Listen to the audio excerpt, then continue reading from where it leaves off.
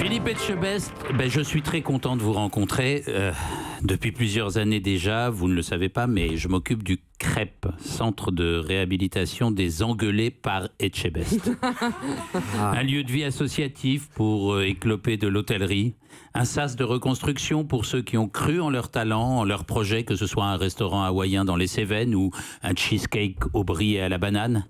Ceux qui un jour ont croisé une route, la vôtre, quand vous leur avez roulé sur tout le corps en 4x4, avant-arrière et arrière-avant avec des pneus gonflés à bloc.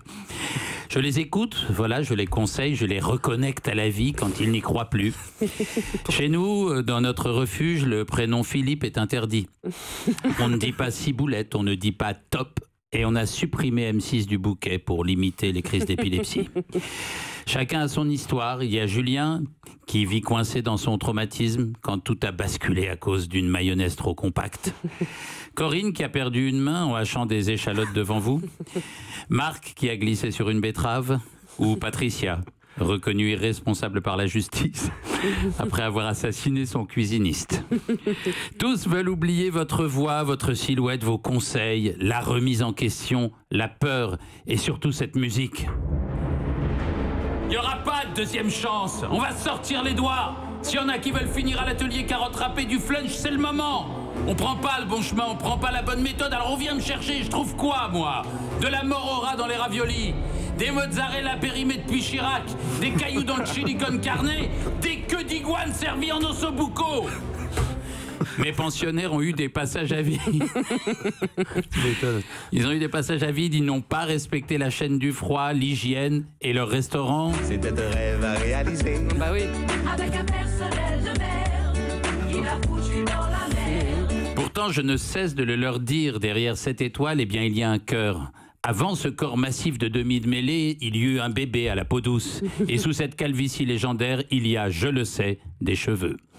Et puis on l'a vu, du sang coule dans vos veines, surtout celle du doigt, puisque vous vous êtes coupé le doigt récemment à l'antenne. Et en fait, vous avez de plus en plus de mal à dissimuler le fait que vous êtes formidablement sympathique, tout simplement. Le paradoxe que vous incarnez, c'est celui de l'autorité. Comment stimuler sans casser ? Diriger sans lever la voix, ça peut se faire sans doute, mais il y a les caméras qui vous poussent à plus. Ce qui amène ma question. Quel genre de papa est Philippe Etchebest? J'essaye d'être un bon père en tout cas, de montrer l'exemple. Et je le dis, que ce soit dans la vie personnelle ou même dans la vie professionnelle, hein, la motivation elle est contagieuse par l'exemple. Ouais. Et vous le disiez très bien, hein, c'est pas en élevant la voix forcément qu'on se fait entendre, mais en montrant les choses, en les répétant s'il faut, avec insistance peut-être parfois, mais en tout cas il faut être capable déjà de faire les choses avant de les dicter, quoi. Voilà, c'est l'exemplarité qui est importante. Justement, à propos d'exemplarité, une chose qui m'intrigue beaucoup, quand vous montrez des endroits terrifiants comme ça, où il y a des conditions déplorables, est-ce que vous n'avez pas peur de donner de l'hôtellerie française une image terrible, quoi? Non, en règle générale, non, quand même pas. Enfin, après, il ne faut pas généraliser non plus, mais il faut savoir que ça existe, quand même. Mais c'est des exceptions. C'est des exceptions. Et il vous allez au restaurant quelquefois, Philippe Etchebest? Ça m'arrive, effectivement. On vous accueille comment au restaurant? On vous donne une table immédiatement? Comment ça se passe? Ça ne doit pas être évident. Hein. Non, mais c'est drôle. J'ai une réservation pour deux. Oui, à quel nom? Etchebest? Oui, bah, écoutez, il n'y a plus de place. Hein. Ça doit pas être évident quand même. Une fois, je fais le contraire. Je voulais aller manger dans un petit resto. On était parti, on était dans le sud, du côté de Carcassonne.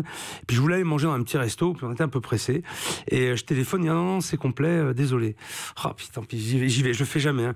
J'y vais. Ah oui. Je sors de la voiture. Je dis à ma femme, maintenant, attends-moi là. Je rentre. Je dis bonjour. La fille me regarde. Je dis, il vous reste de la place pour toi? Oui. Oui. Elle a tout de suite débarrassé une table. Malade que vous devez coller. C'est magnifique. Mais c'était bien, ça s'est bien passé. Vous n'avez pas fini dans la cuisine. Vous devez nous raconter une anecdote sur votre étoile depuis tout à l'heure. J'espère que vous la ferez après. Exactement.